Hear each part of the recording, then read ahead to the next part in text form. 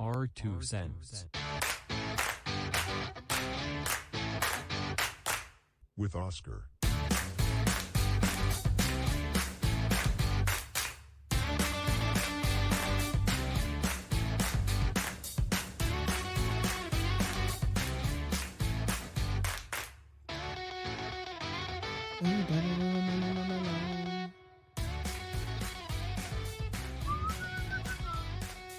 Happy whatever day today is, and damn it, I thought I had it this time.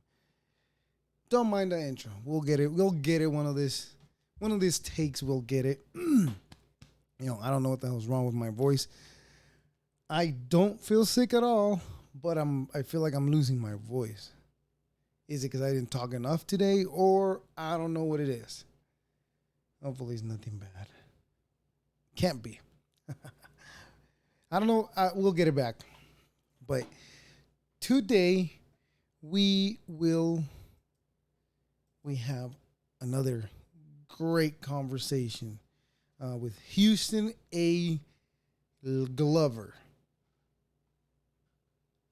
We're just going to go with Houston. I apologize, Houston. He's a self-proclaimed zoology nerd. So today I always assume we are going to talk about what they do, but in reality, we never, well, yeah, we do. We touch, like last conversation, what was it? We were supposed to be talking about the fire that occurred and the heat wave in Canada, but we barely even touched on that subject. But no matter, it's not a problem. I'm not complaining. I'm happy. I'm happy that people want to take the time and talk to me. I'm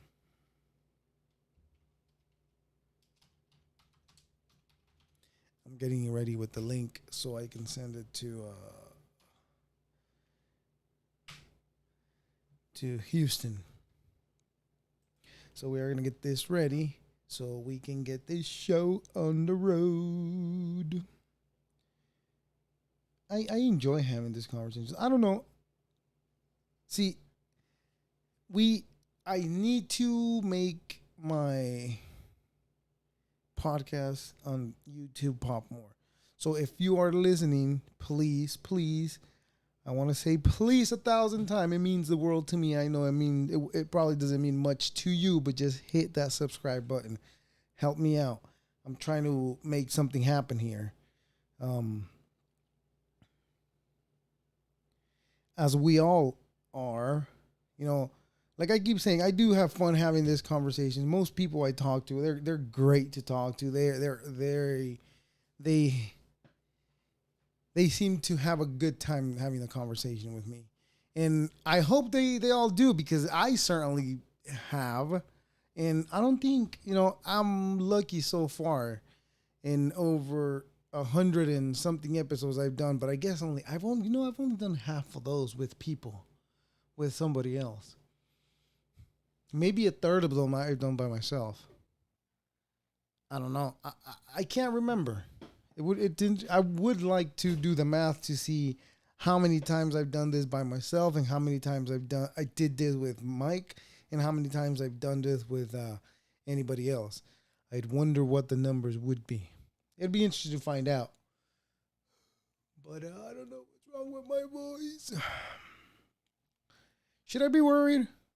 What does anybody think? Now, with the vaccine being out and everything, I wonder if I should be worried or not. But nobody knows. I guess. See, I don't understand. I don't even want to touch that subject again because our YouTube already got me once. But if we want to get this show on the road, I guess we have to abide and play by the rules accordingly, right? Depends who you are. They don't even care that you're not known. See, at the time, my YouTube channel, when I got that video taken down, it only had gotten maybe like 3 subscribers when that video got taken down. Maybe more. I could be lying about the 3, maybe 6. I don't know. I don't remember. I don't keep track of that shit. But I do. As a matter of fact, I do. That's why I'm asking you to subscribe. Go ahead and hit that subscribe button. Again, help me out. We're just killing time to see if we'd be joined soon by Houston and his dinosaur friend Pascal. So hopefully he brings Pascal with him today, so we can see if Pascal can give us our 2 cents. Maybe I should, right? That would be a good thing to use. See, that's creative thinking right there. And that's why I enjoy having these conversations, because I get a lot of creative thoughts from talking to everybody, and it helps me.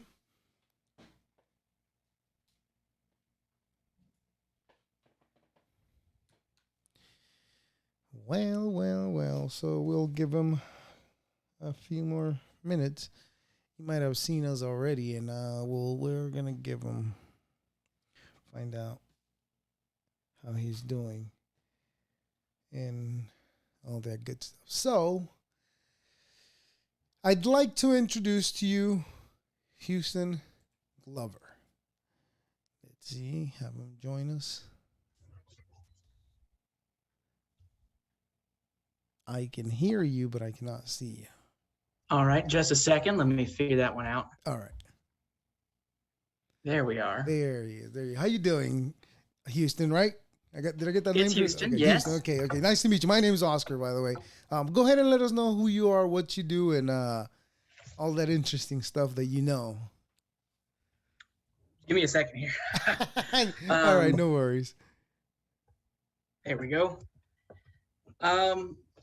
Well, my name is Houston. I am an evolutionary biologist. Currently, I am working on my master's, studying snail evolution. It's really interesting stuff. But I also make content on TikTok. Great. Largely about my experience as a science educator and zoo volunteer. I've spent a lot of time over the course of 7, 8-ish years educating at zoos and aquariums, both at the Houston Zoo, Moody Gardens Aquarium. And it's been some of the most fascinating life experience that I've had. So I love to get on TikTok and tell those stories. Yeah, that's where I found you, on TikTok, and I decided to look through your profile on TikTok, and I found your Instagram, and I was like, that'll probably be the way I can reach him the easiest and fastest, because TikTok. And that's what I tend to see that first. Yeah. Yeah, that's awesome. I'm losing my voice a little bit today. I don't even know how, but I don't know. But I feel okay. It's nothing bad, I hope. I hope not. Yeah, no. I feel good though. Yeah, you said you were studying snails. How did that come about? See, that's something that, as a child, they taught me how to murder them easily. I'm gonna say, because as a child we used to grab a bunch of salt and just pour it on top of those animals and watch them bubble. And I'm pretty sure that was a form of torture, right? Yeah. So what happens there is that you're increasing the salt concentration on the outside of the snail. And the way cells like to work, cells like we have, cells like snails have, is that they like to have an equal amount of salt on the inside as there is on the outside. So to balance out that concentration, all of the liquid gets pulled out of the snail's body, and you're essentially dehydrating them to death.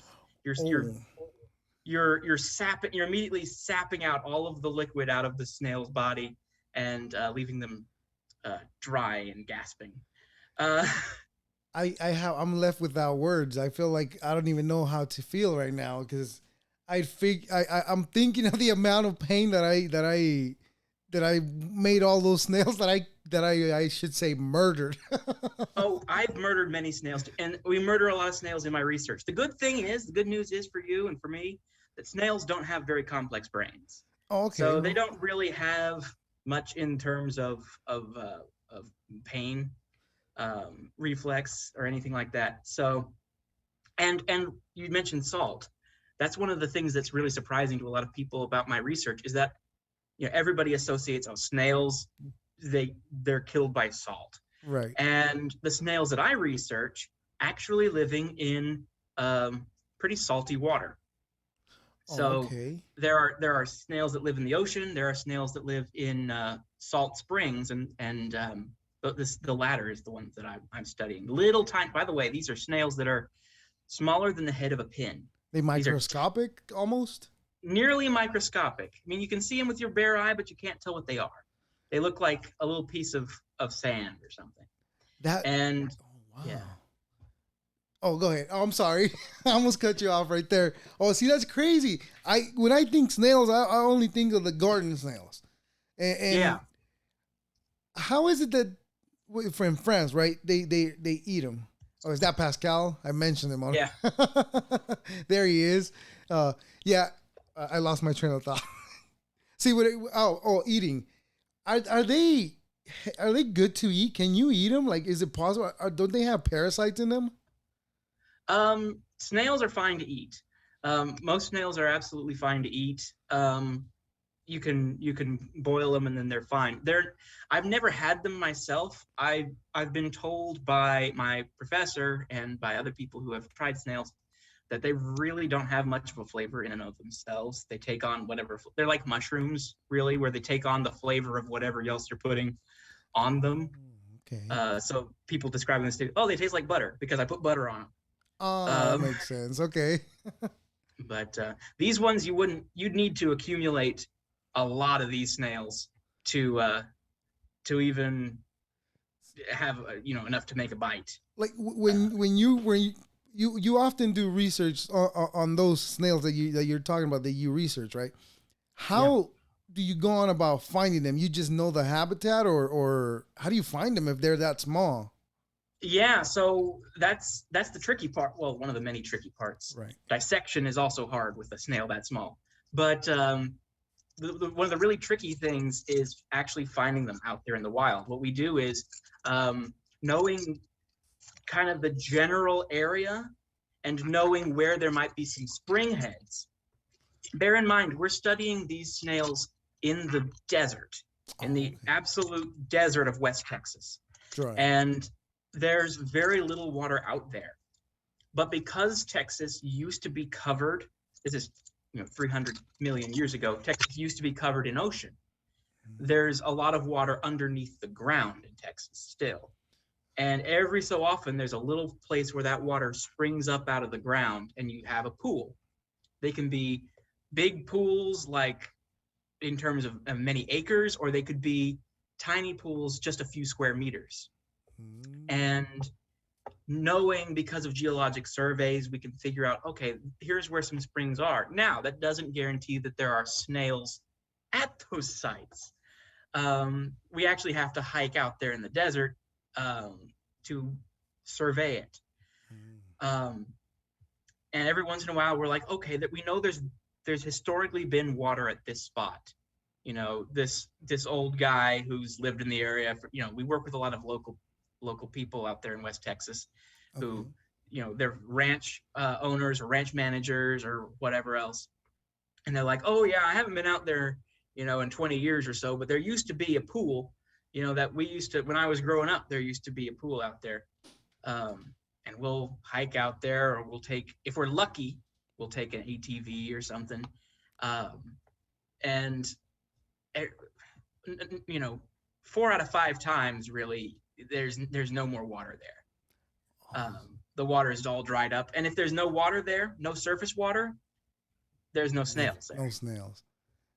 Snails need, at least the snails that we're studying, the snails need continuous surface water to survive. So, like, those animals to me are crazy because, like, like the garden ones. This is because I've only experienced the garden ones. Sure. I probably experienced the one that you're talking about, but since they're so small, I probably never even noticed them. No, you But wouldn't. You to wouldn't know. me, like, where do they come from? Like, do they lay eggs, or how do they reproduce? Because So, one day you could see them, and then the next time, I mean, I should say, one day they're not there, and out of nowhere, there's like a big bloom of them. Is that the right word? Bloom? It's probably not. bloom, it works. That sounds fine to me. I All don't know right. if there's a technical term for a big group of snails. But snail reproduction, it's funny you touch on that. It's really diverse. Some species of snails um, can reproduce asexually, um, and they just, they have both the male and the female parts, Right. right? And they can reproduce asexually by themselves. Other ones require a mating ritual Mm-hmm. to uh, conceive the babies. Now, in terms of how they're born, some snails, again, it's really diverse. Some snails bear live birth, and some lay eggs, and then they have to wait around. It's a lot like snakes. Okay. Um, snakes, some snakes give live birth. Some snakes have to lay eggs and wait around for the eggs to hatch. Wait, Um, what? I thought snakes laid eggs all the time. yeah, so that's it's an interesting topic too. This is, Um, it's true. Um, it's a toss up, and sometimes really closely related snakes, you know, they could be cousins to each other, species wise, not right, right, right, not right. in No, the I family understand. tree. One will always lay eggs, and one will always give live birth. Oh. There's weirdly a lot of groups of animals that are like that. The What really snake? big ones are like sharks and snakes because sometimes they Okay. lay eggs, sometimes they give live birth. What snake gives live birth? Um, I'm trying to think here of a good example. There are pythons. There are some pythons that give live birth. I Um, always assume pythons were eggs, because I mean, I mean, many of them are, but I oh, believe that okay. there are some that give live birth. There are some colubrid snakes, which are like I can't think of a great example off the top of my head. But there are certain families of snakes that give live birth and some that Mm. don't. Yeah, that's interesting. I would have never thought that snakes would actually not lay eggs and have the live baby. But it's crazy. Maybe this other question is, maybe this is around your wheelhouse too. I've seen videos of a worm, hammerhead worm. Is that around your wheelhouse? Worms, I don't know a whole lot. Oh, Here's the funny thing. My entire life, in my entire education, I've been a vertebrate specialist. okay. Really, I deal with things that have backbones. Okay. But when I was looking for grad schools that would and graduate advisors that would work with me, who were doing evolutionary research, the stuff that I'm interested in, Right. all of the vertebrate people didn't return my emails, um, and it just luck of the draw, the hand I was dealt. I wound up in a lab that does snails. Mm. Um, so I'm very new to all the invertebrate stuff. I'm just kind of learning my way through it. But so no, worms. I know very surface level stuff about Oh, worms. okay. Okay. I don't I, I don't go I don't have quite the knowledge base about most invertebrates as I do about all vertebrates. right. Well, I mean, you know a lot more than I do, so it's Well, fair sure. to If you say. have a question and ask it, and then I'll see if I know it. You know. Yeah. No, I was just thinking about, like, you said you were an evolutionary biologist. Like, Yes. with all the crazy things that are happening today, like all the crazy conspiracy theories and all this and that. How do you feel about those people that come to you that they tell you evolution is not real? This is something that every evolutionary biologist, in fact, most scientists have to deal with on a regular basis, and especially being one who creates content on the internet. Right. I get this a lot. Oh my gosh! And every day there's a comment. on some video of mine or another saying, "Oh, well, that's just a theory," like we're like it's like like Matt Pat, it's just a theory, a scientific theory. Right. But I have to try and internally, I do get a little frustrated because I get it so often. But Okay. externally, I know that as a science communicator, as an educator, I have to be um, gentle about it Hmm. and and maintain my external patience. Right. Like, okay, and I always try to have a respectful conversation with them about it, telling them, well, in science we use the term theory a little bit differently than in common parlance. In common parlance, in your regular, ordinary, everyday conversation, a theory is like a guess, Maybe. or a hypothesis. Right. Right. Right. I have this theory that something blah blah blah. Right. In science, a theory is something that is already very heavily supported by a huge body of evidence. We have a huge body of evidence that evolution, for example, occurs. Or gravity. We have the theory of gravity. We have the theory of relativity. These are not, guesses. Right. Like I can pick up something and let it drop to the ground, and that's gravity. I can observe evolution happening over the course of just a few decades. And a lot of times people who are evolutionary deniers of evolution in general, have these misconceptions that I slowly try to pick apart, and they'll say, well, you can't prove something happens because evolution occurs over hundreds of thousands of years, you know, Hmm. um, or if they're a young earther, they'll think it occurred, they don't even think the Earth's that old. Right. Uh, The religious ones though is the ones that get me with that though. yeah, It's interesting to me like there's actual proofs that those events happened at a certain point in time. Now they can't and guess and are continuing to happen. If you look at the exactly. works of Peter and Rosemary Grant, these are two very brilliant British scientists Okay. who, over the course of decades, from the 70s to the present, have been, every year they go out to the Galapagos Hmm. and they observe the birds of the Galapagos. It's the same birds that Darwin studied, um, and they have observed changes occur just in those short 5 decades. Um, because birds' reproductive cycles are so much shorter than us, they go through generations a lot quicker, and evolution happens a lot faster. Oh, okay. So we've actually observed evolution happening. And for those who say, well, evolution doesn't happen, and you can't prove it because your evolutionary theory is that evolution has occurred over hundreds of thousands of years, there's no way to prove that. There's the But other there kind, is. though, Right. aside from the ones that, oh, like, you can't prove it. Um, there's those who agree with you to a point, and they're almost as bad. They'll say, oh, well, I'll okay, You're I'll right. take your evidence that the birds are doing that, or that, I'll say, do you agree that dolphins evolved from a kind of whale? Right. Have do you buy that? They're like, oh, sure, I'll buy that. Okay, do you buy that? Would you buy it if I told you that snakes evolved from lizards? That snakes are just highly derived lizards? And they say, sure, which is true, by the way. That's kind of a cool fact. I did not know that, but I could see it.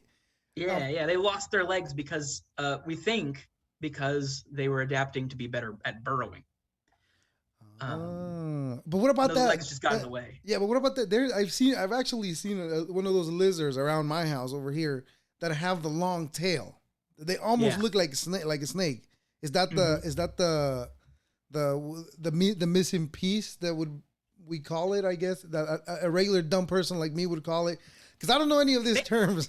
No, no, no, So no. Missing link's a funny term.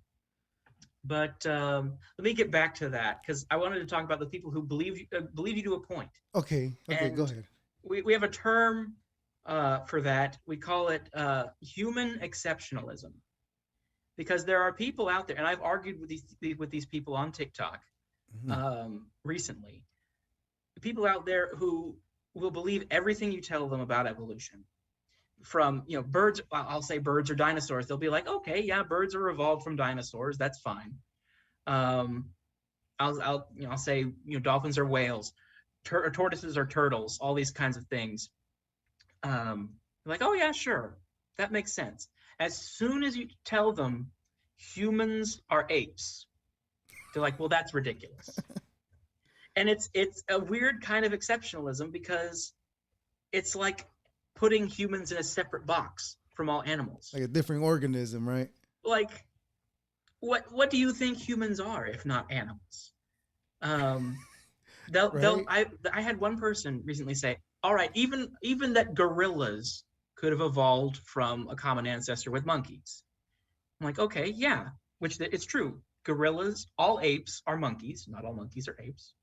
Hmm. And then I said, but not humans. Right. I mean, if you look at our DNA, and of course, this is a a fact that gets spouted all the time. If you look at our DNA, compare it to the DNA of a chimpanzee, 99.99% identical, That's what or I'm saying. 99.98, something like that, Is it percent absolutely 9.6? identical I think DNA. I remember seeing 9.6, 99.6. It's something really close. Yeah. It's 99 point.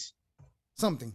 I'm pretty certain it's nine some odd, but regardless, we're so closely related in a genetic sense that for us to have come about in any other way than being related to apes would be the absolute biggest leap, the biggest coincidence of all time. Right.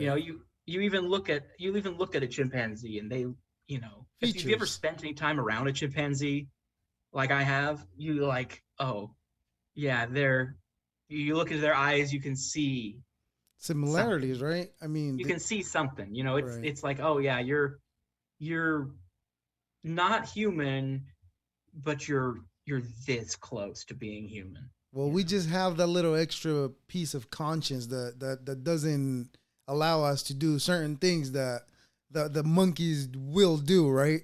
Oh boy, you're not kidding. Somebody asked me once recently, is there one animal that you're really afraid of? Um, and I said chimpanzees, far and away. There is no scarier animal in a zoo or in this world than a chimpanzee, aside from humans. But Right, right. chimpanzees, maybe even scarier than humans because they are ruthless. They'll eat your You face. know what's that? They'll eat your face. They'll eat your face off. No kidding.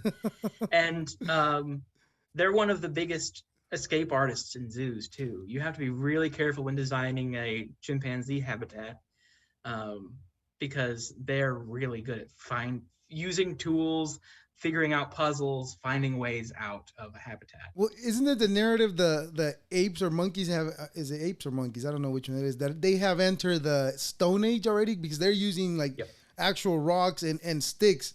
Like sticks. Have you seen that picture of the orangutan fishing?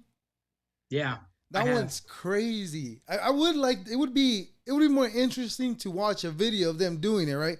Do you think they've Mhm. they've actually seen him do it? Oh yeah. Oh, that's I interesting. haven't personally, No, but no, no. but But I I'm mean, I'm sure that I believe that people have seen an orangutan fish. well, there's the picture, Um, right? So yeah. what's that? Well, I mean, yeah, there's a picture Yeah, yeah. of it, It's just a high possibility but that then somebody did see it. they're not the only ones entering a stone age either. Who Um, else? there are some birds that are in a stone age. How does that Um, work for them? What does that mean? That they'll get to have a conscience like humans did at one point too, or what does that mean? well, conscious is a funny word. Um, we know that there are animals out there that do exhibit remorse. Um, they exhibit grief. Um, but a lot of animals exhibit grief. Even fewer exhibit remorse, which is, feeling sorry for something that Right. you did. That's basically like having a conscience, right? Right. Um, Dogs do that. yeah, dog. I mean, you point at something that your dog did. Did you chew this up? And I've known some dogs that'll just Yeah, like look up at you with those eyes, and like they know, you like, know what oh, you did. you know what you did. They know what they did, and they're so sorry. Yeah. Um, Yeah. so in terms of conscience, I think a lot of animals have conscience. That's Uh, interesting. That's an interesting take. I wouldn't yeah. have even thought of it that way because like as a human being, I'm only thinking that we're the only conscious beings. And like you said, there's animals Oh, that have remorse. consciousness. Yeah. Um, here's an interesting vocab word. You have sentient. Sentient is thinking, is able to be perceptive of the world around you, maybe solve some problems, that kind of thing. That's sentience. Okay. Sapience is like an extension of that. That's more human. That is inherently human. Sapience, like our scientific name is Homo sapiens. Right. So something that is sapient is thinking on a level that's related to man. And I don't think that there are any animals that are quite sapient, but there are many animals that are sentient. Oh, okay. Um, That's where the confusion. Okay. Okay. Yeah. yeah. So there are a lot of animals that think and problem solve and communicate complex messages to one another. I'm a big parrot fan, Right. right? I've got Pascal here, and she is one of the most intelligent animals I've ever worked with, and she's only a year old now. Okay. Parrots and corvids, which are crows and ravens and jays, Okay. are the most intelligent birds out there, and especially corvids. They're the birds that I was referencing a moment ago as potentially having entered a stone age. Uh, they frequently use tools such as rocks and sticks um, to solve problems, like how am I going to get these insects out of an anthill, for example. I'm going to stick a stick in there and pull it out, or I'm going to use this stick to pry something open so that I can get to the treat inside. Hmm. They're really good at tool use. There's also a video of I think it's a raven filling up some like it's like a cup, but it's filling it up with the rocks so the water could rise. I don't know if you've seen that Yes. one. Yeah. See, that one's more interesting to me. Like, how did you figure that out? Like, Yeah. you're not supposed to know this. It would have taken me a minute to figure that one out. I and the fact that they don't think, that they know not to knock it over because that'll just send all the water everywhere and you won't be able to drink it. They Yeah. have to, like, okay, I have to keep this jar upright, keep from spilling the water, but I have to make it a high enough level for my beak to reach it. That's crazy, isn't it? They're an interesting animal. I mean, there's another video that I seen. I don't know whether it's a raven or a crow. How can you tell the difference? The size? Uh, it's really just size. They're really closely related. So Oh, ravens and okay. crows are in the same genus, which is as about as closely related as two species can be, um, without being the The same same species. species. Okay. They're in genus Corvus, and so really the common names are a little wishy-washy. So one of them is a crow and one of them is a raven. The raven's just bigger. Okay. Well, anyways, the point of what I'm just trying to Anyway, say is that I've also seen another video where it's making two cats fight. Like it's real. It goes flies to one cat and then comes back to the other, and then the cats start fighting. I don't know whether there I was wonder what the, I some. wonder why. It was What probably would for what would the crow amusement. gain from that? Well, probably amusement. Humans find it amusing seeing two people fight. I mean, I find it scary. I run. But Yeah, most people would rather stand there and watch and see what happens. yeah, Yeah, interesting. right. There's also another one that I found out that I See, I have a lot of bro knowledge. That's what I call it. I don't know if you know A what I lot of mean by that. Bro knowledge. bro knowledge. Oh, that's where I lack. All right. So I seen this other article where they talked about in China they found a new Homo sapien. Is it that they found a new skull? I Could forgot what be. it was. I forgot. I definitely I forgot the term. really am not super well versed in humans. Ah, okay, okay. Um, I thought I brought it I up because you said you were in the vertical. What's it called again? vertebrates, yeah. Vertebrates. Anything Yes. with a backbone, except human evolution is change. It changes so much, Mm, and it's just not my field. I'm really interested in. Uh, here's the way I think of it. okay. Humans are one species, and or at least currently they're one species. There used to be other species of humans, but now there's just the one. Humans are one species, and so our evolution is just one tiny segment of the grand story of evolution. And I look at the whole story Mm-hmm. mostly. Um, so whenever it's hard for me to keep up with all different Right. things, and since everybody studies humans, I'm like, oh, I'm going to be over here studying birds, or I'm going to be over here studying snails. Something less um, messy, right? Humans are too messy. yeah, and here's the thing: when you start to talk about human evolution, I was I was reading an interesting study yesterday. When you talk about evolution in terms of human evolution, um, people are less likely to be receptive to the conversation. It's Right. too close to home. Right. Um, and since my whole thing is talking about my research and about science in general. Sorry, Pascal's making noise. No worries. My sister's got. I tend to lean away from human evolution as much. Okay. So I don't know. Right. But Right. I'm a weird snail guy right now. I Well, let's get back to the want to talk snails, weird though. snail stuff all day today. Do you know what I was doing? What were you doing today? I was in the lab. We're working on describing a new species that we discovered last month. Hmm. A couple of new species. What does And that mean? what's that? What does that mean? Discovered a new species. We discovered new species of snails that no one has uh, Right. ever seen before. Oh, okay. That were Okay. way out in one of those springs in the desert nobody had ever been to before. Mm-hmm. And they're genetically distinct from any other snails that we work with. And so we have to go through in this description process. We have to very carefully define the shape of the shell, of all of the different body parts. And today, my task that I set to was to describe a very certain body part that only the male snails have. Um, and I go in, and you have to, what I started with was I removed the penis from the male snails by ripping it off with a teeny tiny tweezers under a microscope. All right. Ripped it off. I winced a little bit. I promise. I was.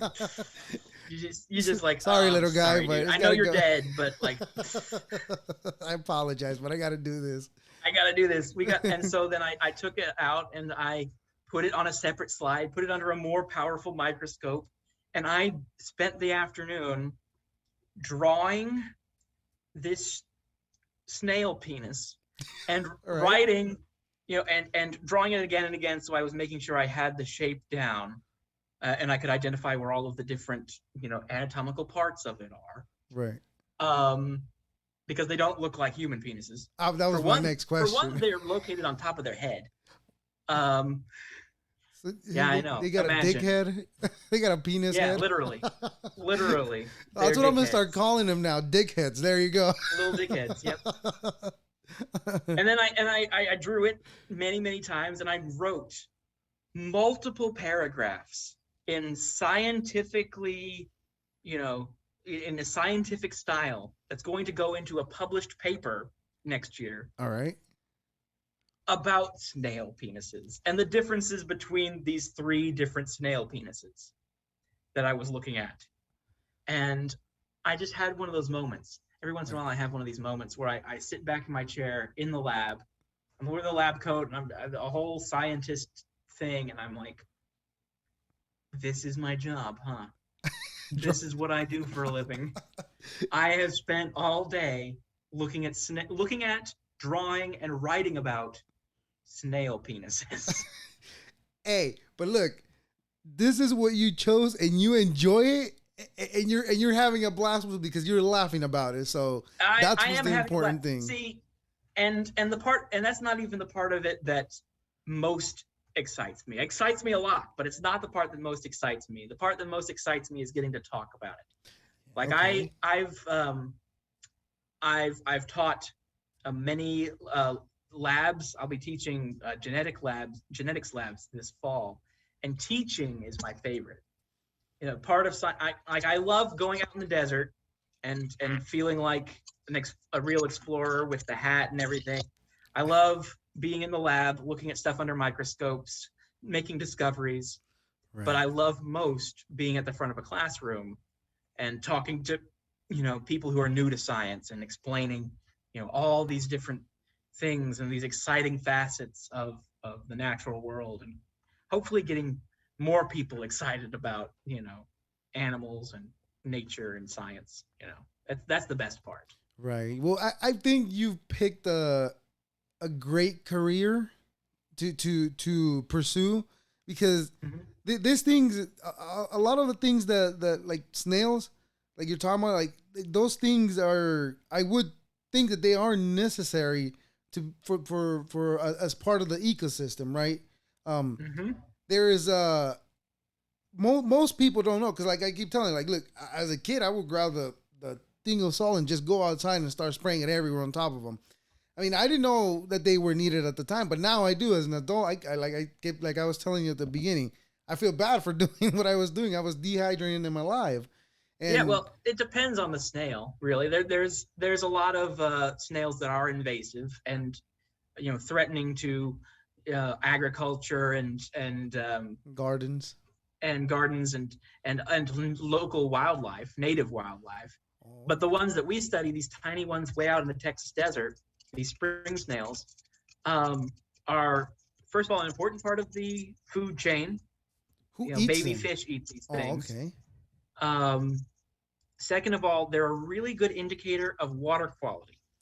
Now, most of Texas is supplied with water from the Edwards Trinity Aquifer, this giant underground lake, almost the size of Texas. Um, there's this giant underground lake underneath almost all of Texas, and Wait, it is the whole thing of Texas, almost the whole state? yeah is on top of this aquifer, So which is one basically an underground lake. So one day it could turn. I lost your video. So one day it could turn into like Florida. You know how they have a lot of random sinkholes everywhere. So technically Texas could that could have happened one day. It's not as shallow as that. I mean, Okay. potentially maybe, but it's a lot deeper underground than in Florida. So we're on a much more solid foundation than Florida is. Anyway, Oh, okay. um, That's scary to know though. these snails that we're studying are a good indicator of the quality of water down there. If the water is good, then the snails are booming. There's, Um, hundreds, thousands of these snails on even just a rock because they're so small. They're covering it like poppy seeds on a bagel. oh, okay. Um, if the water is bad that's coming up out of that spring from the aquifer, then the snails decrease in numbers. So we can get a good idea of the quality of the water based on, and based on, the aquatic life, not just snails, but other little creepy crawlies that are down there in the water. Right, Um, right. Makes sense. and if, so that's one of their really good conservation messages, is that we want to conserve these snails, and it's really um, it's really easy to wipe out a population of these snails. if you remember, I mentioned at the very beginning, some of these little spring sites that we go to could be just a couple of square meters in Right. size. Yeah, you did. And if somebody goes in, you could literally wipe out an entire species of snail with, half an hour and a backhoe, um, or less, 15 minutes, you know, um, because each of these pools has a different species of snail in it, and you could wipe Oh. one of those little pools out entirely in like no time. By Just covering it or mixing it with another pool? uh, any of the above, mostly just covering it or running over it. I've seen um, I've seen some of these pools that are on, somebody's property, Mhm. and they'll have dug it out a little bit to try and make it into a swimming hole. Um, the thing is, if you dig all of that sediment up and out of the water and plop it down on the dry ground, all that water is going to evaporate, and all of the snails that were in that sediment are Yeah. going to just immediately die because they need to be Oh. underwater. Oh, so okay, okay. They'll Yeah, dry out or they'll evaporate almost, right? That's yeah, crazy. yeah. See, It's snails are really easy to dry out, like you learned with salt as a kid. They dry out like that.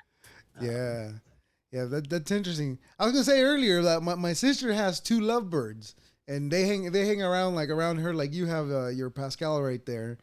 yeah. Yeah, but Oh, she's she's she's pretty attached to me. She doesn't like to be, you know, very far away from me, which is it can be, hard to leave to go to yeah. work every once in a while. She's just like screaming like, "Don't leave." Does she stay screaming at home too the whole time? Oh, she stays at home. She doesn't. She stops after a little while, according to my neighbors. But Yeah, my neighbor has some African gray. I think he has two those are African loud. grays. Those Yeah, are loud. Yeah. yeah, One of these days, I'd like to have an African gray. yeah. He has a macaw. Yeah, a macaw. He has a Oh, macaw too. He has macaw he has too. like four different birds. I couldn't tell you which ones he has, but my sister she does have two lovebirds. She recently Yeah, I got love those. them. um, They're sweet birds. how do they? I remember seeing a video where birds and lizards branched off from the time that they were dinosaurs. How did that evolutionary? How does that happen? So, birds are reptiles. A lot of Right. people don't accept that um, very easily because they've been taught since the time they were little kids that reptiles are over here and birds are over here. But in actuality, birds are sort of nested inside reptiles, um, Mm. and in fact are nested inside of dinosaurs. So dinosaurs um, are this big group of reptiles that included at one time, you know, Triceratops and Tyrannosaurus Rex and Velociraptor and all these ones that everybody knows and loves, Mhm.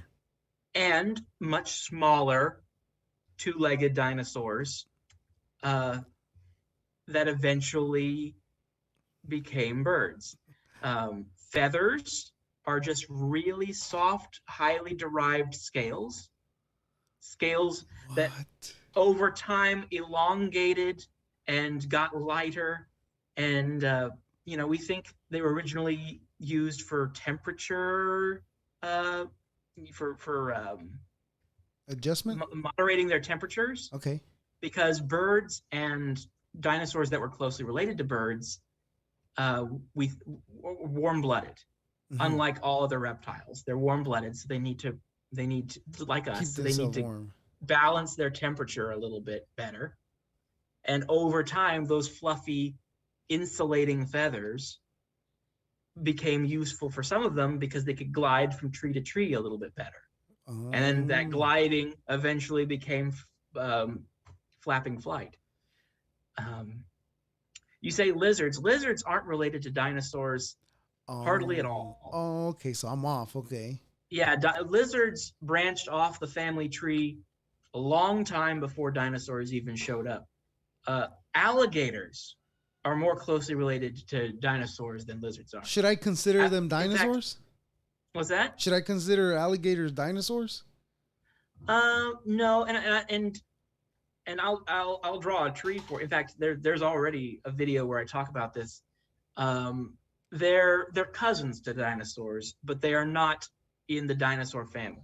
Oh, okay, Um, okay. Birds, we call birds dinosaurs because T-Rex is more closely related to Pascal here, my parrot for the than it was to uh, a Brachiosaurus, like the long neck dinosaur, or a Stegosaurus, or a Triceratops. Mm, Basically, if you think of it like a family tree, T-Rexes and all those big two-legged meat eaters mhm. are sisters with birds as a whole group, and cousins with the long necks, and like second or third cousins with the Stegosauruses and the Triceratops. Y- So birds, if we call Triceratops and Stegosaurus and the long necks and T-Rex all dinosaurs, but not birds dinosaurs, how does that make any sense? right, it If doesn't. T-Rex and an ostrich are more closely related, you know. Oh. See, you mentioned long necks. Where does the giraffe come from? That's the question I always ask myself. That's an interesting thing too. Giraffes used to have short, so they're mammals, right? They're not Right. related to those long neck dinosaurs like at all. Right, I figured you mentioned long neck, and I was like, wait, Yeah, giraffes. That's why. giraffes.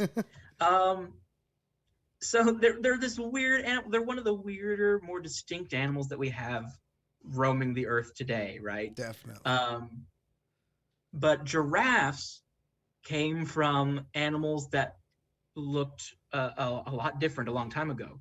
If do you know what an okapi is?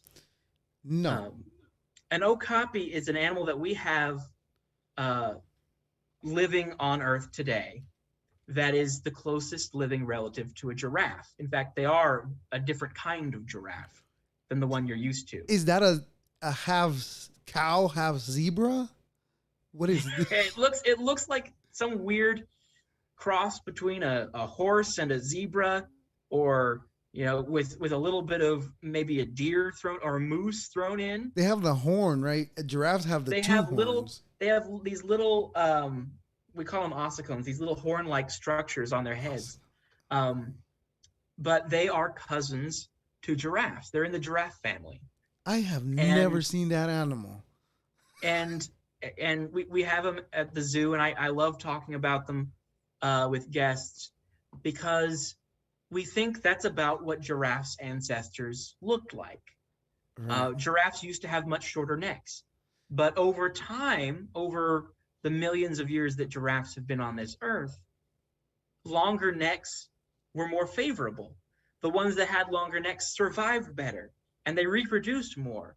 So in that gene pool, the longer necks just got longer and longer because the longer neck ones that were the ones that survived because they could reach the better leaves, right? Mm, The taller ones can reach things better, and right. because they were stronger and more able to mate, right? Right. They passed those genes down to the next generation, and over time, the giraffe's neck got longer and longer and longer. That's interesting. See, Yeah, I never thought that wasn't even a question. Where did giraffes come from? But that's yeah. crazy to see. Okapi, was it right? Okapi, right? Okapi, yeah. Okapi. That's I've heard interesting. some people pronounce it Okapi, but I don't like that pronunciation. I like Okapi. I'll go with your It rolls off my pronunciation. tongue a little bit better. Yeah, Um, yeah. It was. That's interesting. Very interesting to know. See, I learned something new about snails and about giraffes. That's and interesting. snakes, yeah. Snakes as well. I Yeah. love I love finding those little things that people didn't know. In fact, that's how I got to want to be an educator in the first place. I started out wanting to be a zookeeper. My whole childhood, I was one of those kids like I want to work in a zoo. And so when I was 15 or something, I started volunteering at the Houston Zoo.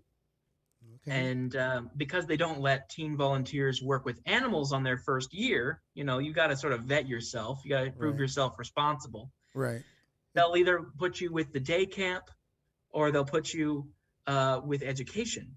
And since day camp sounded like babysitting and I didn't want to do that so much, I was like, okay, I'll work in the education department. And basically what they did was they sent me out with a cart and, I could pick a few little visual aids to carry with me on the cart, like some skulls or some feathers or whatever else. Um, and I would talk to people and I could be, could be talking to people about the rhinos. I'll have a rhino skull, or I'll talk about bears and have some bear fur and bear claws, maybe a bear skull. And one day I was at the Bears and this kid came up to me and I had that whole conversation like, oh, what do you think bears eat? Do you see this bear skull? There's the bear's teeth. What do you think bears eat? He's like, oh, it looks like it's got sharp teeth. It looks like he eats meat. I said, yeah, he does eat meat. Bears do eat meat. But then I open up the skull and I'm like, you see these flat teeth in the back here, like our flat teeth, like our molars. That's because bears also eat a lot of plants. In fact, bears mostly eat plants, but they eat some meat on the side. right.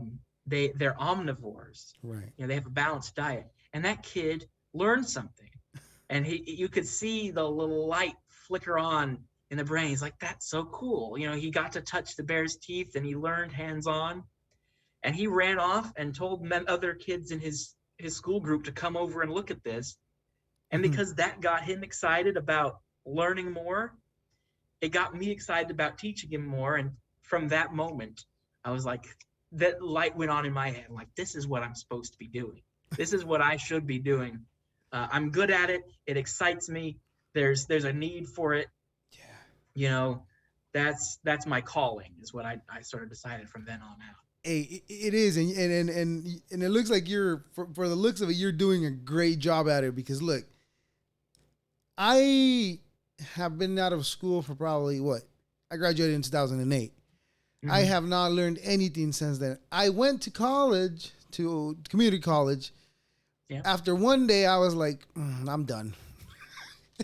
and I regret that so much to today, but I'm trying to make the time I lost by picking something to do and actually just pursuing it, which is why I'm doing what I'm trying to do now, which is this with the podcast that I'm trying to do. And I enjoy talking to people like you, like that actually took the time out of their life, the time that I couldn't take to learn something in school, and because the dumb decisions that I made, but that's neither here nor there. We're here to recuperate that time and move on from wherever we're at. But I do like learning. It's just the whole school to me, it just sitting there. I felt like it wasn't for me. I feel like I learned more hands-on, but like I said, and here's the thing: I get this kind of thing a lot too. Being somebody who's admittedly young and highly educated and highly driven by education, yes. I get this comment a lot where people are like, "Oh, that I wish I had done that. It's like you're so much further along than I am." I'm like, no. Here's the thing: everybody's on their own timeline. Everybody's on their own, time schedule in their own life, and you, for example, may be so much more experienced than I am in just general life things. I'm a young guy. I may have all of this knowledge about the way animals work because of my experience in zoos and aquariums. But I'm just now, living on my own for the first time, learning how the ins and outs of paying rent and doing taxes and all these things. So everybody knows something and everybody doesn't know something. Because I don't know a lot of that just life stuff. And people who entered the workforce earlier in their lives maybe leaps and bounds ahead of me on that. So it's better to just not compare. Right, Um, definitely. it's Definitely. apples and oranges. You know, you Exactly. can't compare one's life experience to another person's life Right, experience. right. Yeah, so they're I guess at the end of the day there is a balance, right? Cuz like you say you have this knowledge and I have this other knowledge this other experience I should say that you like you said you're barely having, but me as I turned 18 I was already out there go get a job because I didn't want to Hmm. go to school. So yeah. But honestly, I do regret not doing it and not picking something on education like that to learn. I do, but I don't because, like you said, the experiences that I've had have made me who I am today. And maybe if I would have chosen a different path, maybe I wouldn't be here today. Maybe I'd be doing something different, or for better or worse. I don't know. You never Yeah, know. and it's ultimately it doesn't help anybody to regret. You Right. know, Right. you can't go back. Mm, You can't undo what's been done. So it's better to just think about what can be done in the future. just I improve. suffer from um, some mental illness. I suffer from anxiety and depression and imposter syndrome, Okay. which is basically like, oh, everybody else in my field is better at this, knows what they're doing, and is better at this than I am, and blah blah blah. And I find what helps me is to rationalize and go, it doesn't help me to worry about what I didn't do. Hmm. It only helps me to think about what can be done to make things better. Um, so not to get on a soapbox about that Oh or no, no anything, worries, no worries. but yeah, don't regret, man. No regrets. No, Never definitely regret. no. Like, cause like I said, I am who I am today because of the experiences I've gone through, and same Hmm. for you. You are who you are because of the experiences you went through. So you know. But with that being said, man, I want to thank you very very much for giving me the opportunity to have this conversation with you. I know I was jumping all over the place, and I Yeah. apologize if it wasn't structured correctly. But the way I usually do this is I just go off of what you do and what I find interesting, and then I go off of what I know that you do, and Sure, because sure. I hope you found something interesting that in this conversation that you can take away and go, hey, I learned something today. I'm gonna tell my kids You know? about the giraffe. That's what I'm gonna go tell them right now. Yeah. Show them a picture of the okapi, I am. I right? am. I got it right here. Save. I'm going to show it to them because, like, I didn't even know the giraffe came from there. Watch. This is going to be funny. I'm going to show my oldest because he's all into zoos and animals too as well, and I'm going to Hmm. show him, and he's going to. And he's. I'm pretty sure that he's going to tell me what that is. Watch. Yeah. This is how smart kids are getting these days. They know ahead of you already. But Yeah, I know. Boy, and they're always the ones who come into the zoo and have the facts already in their head, and they have the most questions. Um, people think a zoo. I've met so many adults who think a zoo is a thing for kids, right? right. But so It's not. often the kids are the ones excited about it, but you can rope the adults in there too. And adults get to learn something cool about Yeah. maybe okapis or elephants or whatever else. Yeah. And if you Definitely. guys have any more questions or want to learn more about zoos, you know how to find me on TikTok. It's at Yes. Houston and Pascal. Um, and I answer people's animal questions there all the time. So if you go to a zoo and you're like, hey, what was that thing, uh, or what, why was it doing this? You know, Yes. hit me Definitely. up, and I love talking about that stuff. Do you have a website? Go if you have a website, go ahead and plug it in and send it to me on an email on a message so I can put it on the description. Now I don't have a website per se. Okay. I just have that TikTok page, and you can link from there to get to You're right, um, G. You're all of the anywhere else that you can find me. Instagram.